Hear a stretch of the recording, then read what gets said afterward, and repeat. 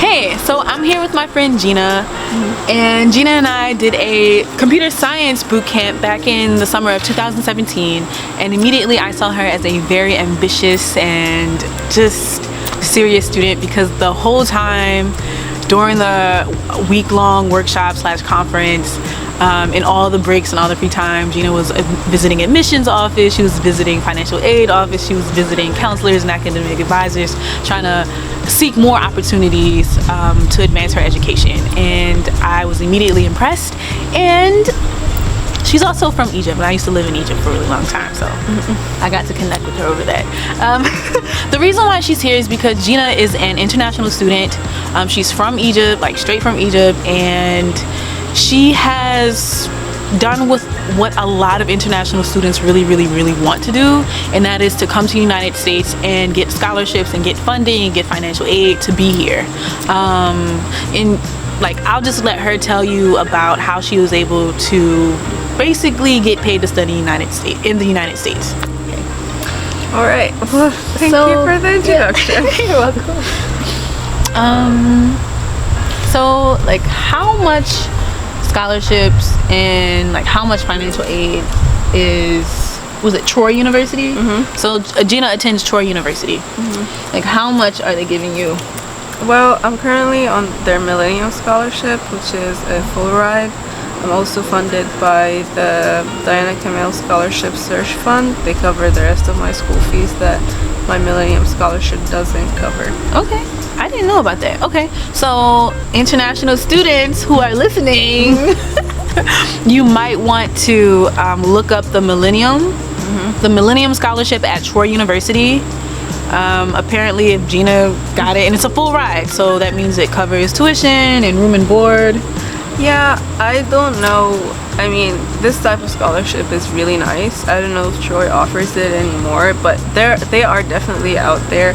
Schools rotate, so a school that may have their scholarship this year because they have so much funding, maybe next year they don't have as much resources, but you really need to dig up who's offering what. Gotcha. Yeah. Okay. All right. And so that piece of advice is really good. She said you want to do research and figure out which schools are offering which types of funding programs and which schools are not. Because it is true that schools can run out of funding for a particular program, and then maybe they have something else, maybe they'll be offering something else, and that other program may have different eligibility requirements and stuff like that. Yeah. And you said there was one other scholarship that you had? Yeah, so this one is actually still running, the Diana Kamel Scholarship Search Fund. They are under the American Middle East. It's a government organization, MEDs for short. And if you're in the Middle East, I highly advise that you go visit your local MEDs. They're usually located in bigger cities. So, for example, in Egypt, they were located in Alexandria and in Cairo. Also, no matter where you are from in the world, go find the nearest competitive college club. And that's under another organization that's also government funded, or funded by donations. It's called Education USA. They're also very good at trying to help students who really want to go abroad to actually make that happen, and they are located all over the world. I was the vice president of the CCC, the Competitive College Club, when I was in high school, and I had an amazing advisor that helped me kind of figure things out, who helped me just talk to my family, because Egypt is very patriarchal in the sense that it was an idea that was like freaking my parents out that I would go abroad and study and stuff. So she even went ahead and talked to them. She was very supportive, and you really need someone like that in your life. So go find out the nearest Education USA office, the nearest MEDs if you're in the Middle East, and the nearest CCC. Okay, so I want to just repeat some of the things that you said. So the second scholarship you said is called the Diana Kamel Scholarship Search Fund. Okay, so Diana Kamel Scholarship Search Fund. You should look that up if you're in the MENA region, Middle East or North Africa. And So, and then you said Education USA? Yes. And they have offices. Yes. So Education USA is, I guess, a nonprofit or a company. Well, yeah, they're most of them are a government organization, either funded by the government or funded by donations. Gotcha. Okay. So Education USA, look that up. If you are not in the United States and you want to study in the United States, look to see if they have an office in your city or in your country, and visit that office. And you said something about UFCC or the competitive college club. Yes, CCC. CCC. Okay. And then look to see if your school or university or educational center has a competitive competitive college club. Yes. Okay. The sun is crazy. Yeah. I'm gonna just move this here. All right. Oh, okay. All right. All right. Great. So that's great information. Okay. I didn't know that, and I will be telling people who ask questions in my group. If you want to be in student scholarships, fellowships, and student money group, you just click the link below and ask to join. All right, cool. Because I have a lot of international students in the group asking, and I can't give them as much information as I want to because I didn't go through the experience of being an international student in the United States. Okay, great. So is there anything else that you would suggest? So that was mainly my personal experience. These were the resources that I found around me, and I made the best use I could of them. In general, I would go online and just do a bunch of research.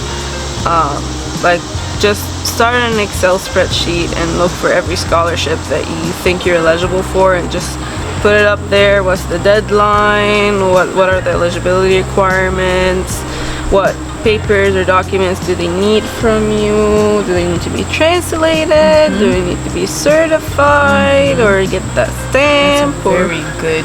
Yeah. That is okay. So I tell students all the time to make an Excel spreadsheet to keep track of all the scholarships and all the schools you're applying to, and to see if they offer any financial aid or funding for you, and to keep track of it, and to keep track of, like you said, the deadline, what type of documents they need from you. Do they need to be certified? Like, keep all of that. So if you're an international student, a really common test they take is the TOEFL, right? Yes. So that exam that determines if you can speak English well enough to study in an English-speaking country. Make sure you put that on your Excel spreadsheet to make sure if you've submitted those scores to all the programs that require them. I mean, like, not all programs will require them, not all scholarships will require that, but a lot of universities and colleges will require that. So SATs, ACTs, TOEFL exams, what's the minimum requirement for this scholarship or this organization, and when do you think you're ready to take them? How are you going to prepare? There's just all things to keep in mind. It's honestly a lot of research and a lot of effort and time educating yourself, and it's not something to be taken lightly. I appreciate that. I appreciate those words big time, and it's true. And if like, a lot of times people message me saying, "Oh, you got offered $1 million in scholarships. How can I get scholarships? Can you get me a scholarship?" And I'm like, "Sir or ma'am, like, I cannot get you a scholarship. I can show you what I've done. I can give you tips. I can help you improve your essays. I can point you in the right direction. I can give you resources, but I cannot give you a scholarship. You really do have to put in the work to get the funding for yourself." Gina has put in a lot of work, obviously. I have put in a lot of work to get funding for school, and that's just how it is. Like, it really isn't, like she said, it really is not to be taken lightly. It's not easy. It's not overnight success, and you will have to cast a wide net and apply to a lot of different schools, a lot of different universities, a lot of different scholarship programs, and you will have to do a lot of research to see what type of programs you are eligible for based off of where you're from, your nationality, your field of study, based off of your grades, based off of your scores, based off of what you're interested in, what type of clubs or sports or organizations you're in. Like, you have to know yourself well enough to look for scholarships based off of your specific demographics and your specific identity makeup. Yeah. Like there's this really great website if you're from Africa. It's literally called, I think, Opportunities for Africans. They have like a Twitter account, they have their website, they have everything, and they just post, you know, internships, scholarships, fellowships, even like conferences that you get funded to travel to or what have you. And it like there are a lot of search engines out there that you can enter where you're from, if you're like what's your gender, for example, even like religious, if you play like a sport and are good enough to play varsity sports. And what's this channel called? For the one for Africans, Opportunities for Africans. Okay, Opportunities for Africans, and that's a Twitter page, or it's a website, but they also have like a Twitter page. And so it's opportunitiesforafricans.com. Okay, great. There are a lot of students from Africa in my group who ask me questions about how to get, scholarships and funding. And here we go. We have a student from Africa who's telling you that go to opportunitiesforafricans.com, follow their Twitter account, follow their Facebook, whatever social media channels they have, and keep in touch and stay informed about the opportunities you are eligible for as a student from Africa. Right. Or that's how you do it. From whatever, like Middle East, for example, they have their own. And it's just Asia, you know. And a lot of the time, if you're from certain countries, your country will fund you to go. I know from Saudi Arabia, a lot of people get funded by their government, or people for China, you know. So that's the kind of thing that you want to look for. Also, you need to be aware of the different kinds of scholarships. There are merit-based, need-based, athletic, you know, it really depends. If you identify as part of a minority, so let's say women in STEM, or you know, like, well, women in general. Women, LGBTQ, right? So gender and sexual minorities, maybe ethnic, religious minorities. Like if you're Syrian and have to go through the whole, you know, just in general, you need to just keep that card in your hand and make sure you use it. Make sure that you mention that kind of thing in your essays. Yeah. Which brings us to the topic of essays. You really need to work on your statements for those scholarships. A lot of the time, this is the only piece of, you know, subjective information that you can present to the people on the other side who are reading and evaluating who you are. And like, I agree. Yeah. You know, essays, oh my goodness, especially for scholarships, essays are super, super, super important. They're important for getting into schools and getting into colleges and getting into universities. But when it comes to getting money, like student money, scholarships or fellowships, or even the program Gina and I did together, I mean, that was a fully funded, paid program. It was basically a scholarship to study at Cornell for a week in the summer. Didn't they like give you money to fly out? I mean, they paid everything. They paid for our room and board. They paid for our flights. They paid for our food. They paid for everything. The lectures. We didn't have to pay for anything. So scholarships don't. And I mean, here's the thing: like, getting money for school doesn't always come in the form, like, it's not always called a scholarship. It's not always called a fellowship. Sometimes it's like summer program, or a grant. Sometimes you don't know, so you have to like get used to that terminology too. But you're right. Okay, back to the essays. My biggest tip for essays. Okay, the tip number 1 is make a good, solid essay. Keep it and then reuse it. Like, take an essay, write an essay for a specific program, and then when you have another program that you want to apply for, take that same essay and then tailor it, change it, edit it for the next one. I mean, you won't always be able to do this, but you can do it a lot and can save a lot of time. Okay, now what do you put into that one good essay? You want to talk here. I mean, there are a couple of things that will put you on any person's radar, for even if you didn't know when you were applying for a college or scholarship, a college or a university, that they were going to offer you money or offer you scholarships. Sometimes you'll be offered money based off of what you write in your essay. So make sure in your essay you are always talking about these main things. Number one, how you have overcome obstacles. Like, they want to bring on people who don't give up when they hit a problem. Right. So you really want to talk about how you deal well with problems, how you overcome obstacles and adversity.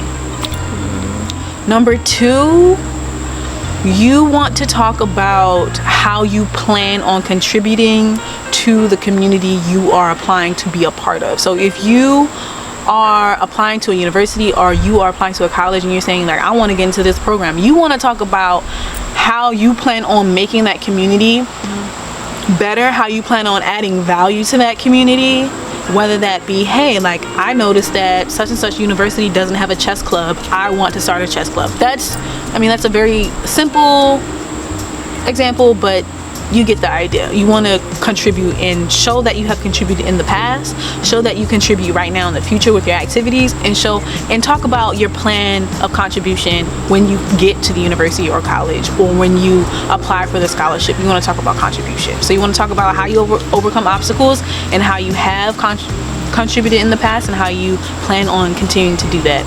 And I think the third thing would be just having a common theme in your essays. Like, what are you about? So you have to know what you're about, you know? Are you about, like, build a brand, basically? Definitely. Yeah. 100%. So if you're that person that's all about cross communication, multicultural communication, like advocating for marginalized groups of people, that needs to come out everywhere. I mean, if you're the type of person that's really passionate about sports, that needs to come out. You need to show your leadership in whatever you're doing and whatever you're trying to sell yourself with, because it is, like, colleges and universities are businesses. Like, you're basically selling yourself, and a lot of students don't know this, and a lot of students get, really, they get the short stick. They get the short end of the stick when they come out of school and they're in a lot of debt because they didn't know how to sell themselves in a way that would inspire a school to invest in them, like inspire a school to fund them and to give them scholarships and to give them grants and to give them fellowships. Yeah, it's a skill that will go a long way to be able to present yourself in the best way, whether it's through an essay, in a conference, just in a presentation, in general, on LinkedIn, in your resume, Definitely. Yeah. And yeah, it's I think for essays, one, I guess, fun piece of advice that I got as a high scholar is just to sit down and just write about yourself, write about your family, write about your work, write about who you are, who you want to be, your weaknesses and your strengths, your things you've gone through, your identity, just stuff like that, and write a ridiculous amount and then start kind of curating that and shortening it, finding the main points, boiling it down, and definitely make use of the resources you have. So if you have like a Education USA advisor, show them your essay. If you have an American friend, show them your essay, or an English native. If you have an English teacher in your high school, show them your essay. Make sure that you don't get cut out just because your grammar is really, weak, because if you don't have that minimum English requirement, then that's gonna, I agree, really show something. And a lot of schools and libraries and community centers and universities and colleges have free writing workshops and centers. Right. Not all, but there is a likelihood that you will find a place that will help you with your essays and your writing. So take advantage of those resources. Like, they are there to help you. A lot of people just, honestly, they don't take advantage of what is sitting right in front of them. You please know that in this world, people love helping students. Like, True. They love it. Yep. Like, use that student card, ask for help, like, ask for advice. People will read your stuff, people will help you, people will give you advice all day long, because they want to see young people who get educated and who will do well using education. Yeah, that was good. You dropped a lot of gems, Gina. Thank you. You're welcome. And I really hope this helps everybody who's watching. Please listen to Gina.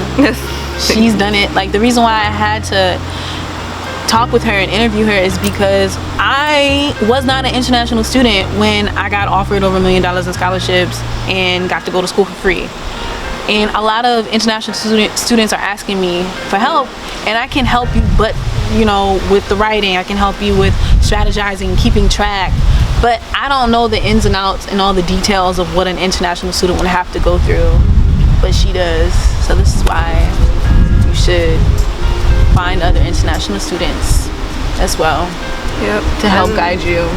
I guess one more thing just to close with is that you're going to be doing something that mostly a lot of people around you will consider to be science fiction, will consider to be a dream, unrealistic, unattainable, and you really need to believe in yourself.